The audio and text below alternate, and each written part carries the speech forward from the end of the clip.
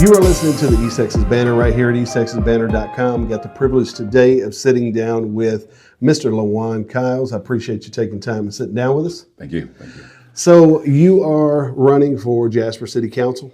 Yes. And what district is that? District 3. For District 3. Okay. And to me, you know, I think I said this in the Miss Hanson interview, you know, I start questioning the sanity of some people whenever they throw their hat in the ring for public office. And so I guess my question is, you know, what really drew you to run for this position? Actually, I started looking at the necessity of a lot of different things that was needed, that are actually still needed for the community. And when I moved from Houston, the unique thing about it was I had thought about running for city council in Houston just because of the connections I had with people in the community, doing a lot of stuff for young people, young adults, the whole 9 yards. Okay. And there were several conversations and everything. Instead, I assisted someone else who ran, and she won. Okay. Matter of she's now she's moving forward and everything. She's running for county attorney and everything. She's nice. Doing, county judge, but she's doing a good job. So the thing is, from time to time, we would kind of like swap off on different ideas, different concepts. Yeah. I got down here, I was like looking, I'm like, what's going on with the young people? Where are they? What do they do? How do they get involved in the community? How do they give back to the community? Sure. Trying to find that out. I got no answers. I would come to some of the city hall meetings. I'm like, what's presented? Right. What's the possibilities? Still nothing. So I'm like, if I can't find them, maybe I could help create them. Okay. Start working really, really close with FCA, Fellowship of Christian Athletes.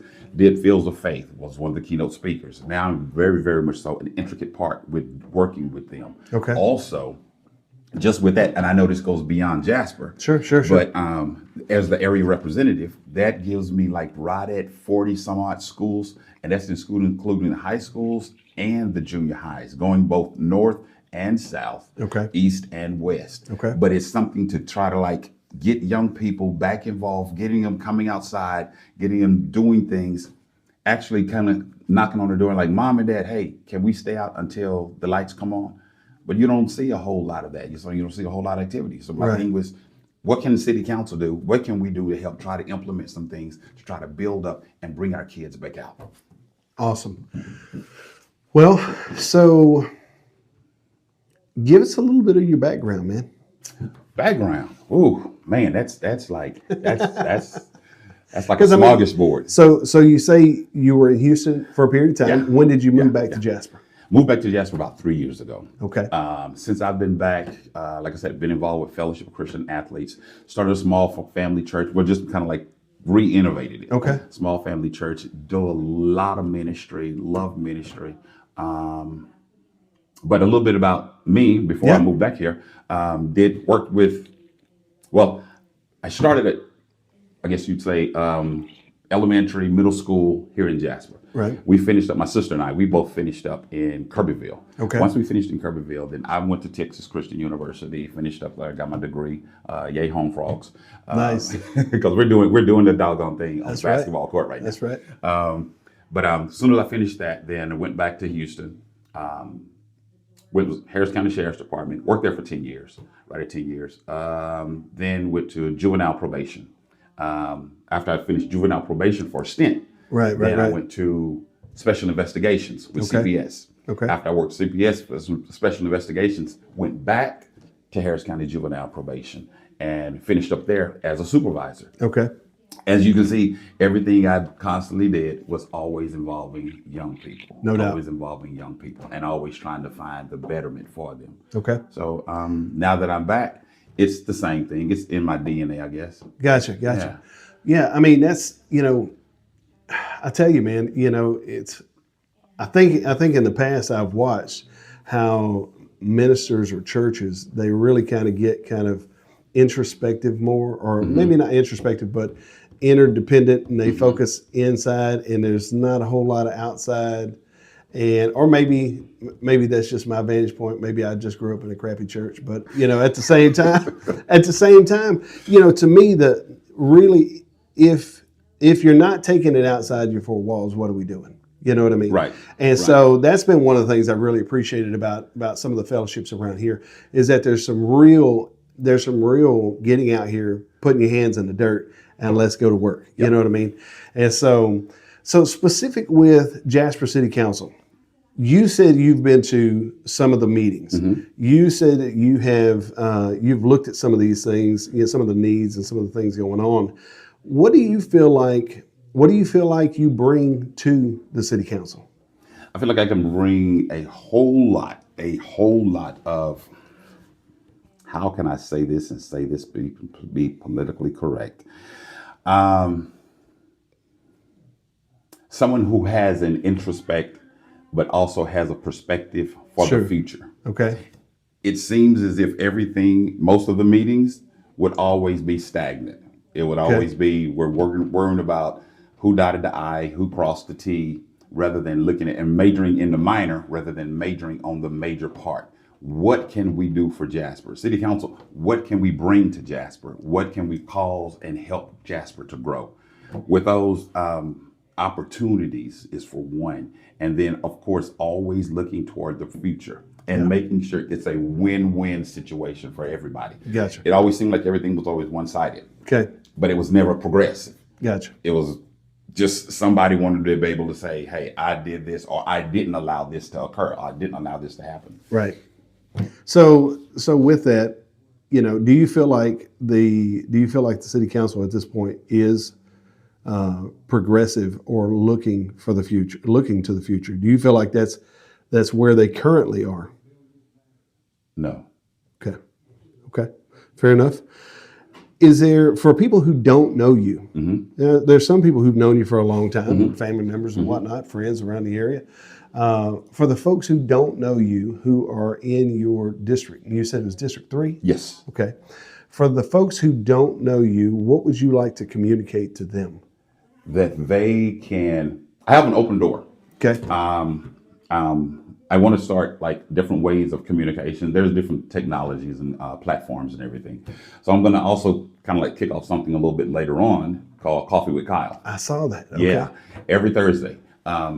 If you want to you can either chime in on my Facebook page. You can chime in on I created one just for me for District 3. Okay. You can chime in there. Or if you want to call me, you have my number. Most of the time, I used to give my number out. Yeah. But after so many different phone calls and spam calls, it's not like I called you. I'm like, nah, I deleted that call. Sure. So, but just try to like contact me. Let me know what some of your issues are, what some of your concerns are, what you would like to see. Yeah. There are some things that I've already kind of mentioned to. There's different groups and different other organizations and I guess boards and everything that I sit on, and I've been trying to like plug some of these things in. Okay.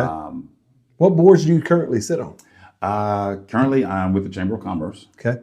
I'm also with the area. Well, as I told you, I sit as the area representative for the Fellowship of Christian Athletes. That's something a little bit different. Yeah. Also sit with the Ministers Alliance Board. Okay. So you're all over the place. Pretty much. Yeah. You're available. Yeah. If people want to reach out. Exactly. So go over to your Facebook page, but you're going to be doing Coffee with Kyles on Thursday. Right. Okay. And is that going to be like a live type of interaction? It'll be a live type of interaction if you're on there. If not, I'll probably address some of the questions later on. Gotcha. I'm not professional like you. So I'm still learning this. No, man, no. I get it. I mean, the deal is this,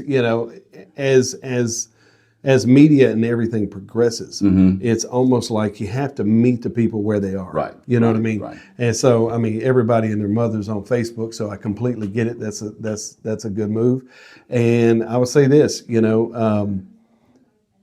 luck in this process, man. I mean, running. People don't understand the background of running for public office because, people you may not even know just maybe pick up the cause against you, and start, I saw something here just a couple of days ago of, had pictures of street sign or the political signs and whatnot saying, don't vote for this person. And I'm sitting there going, dude, what are we doing? Uh-huh.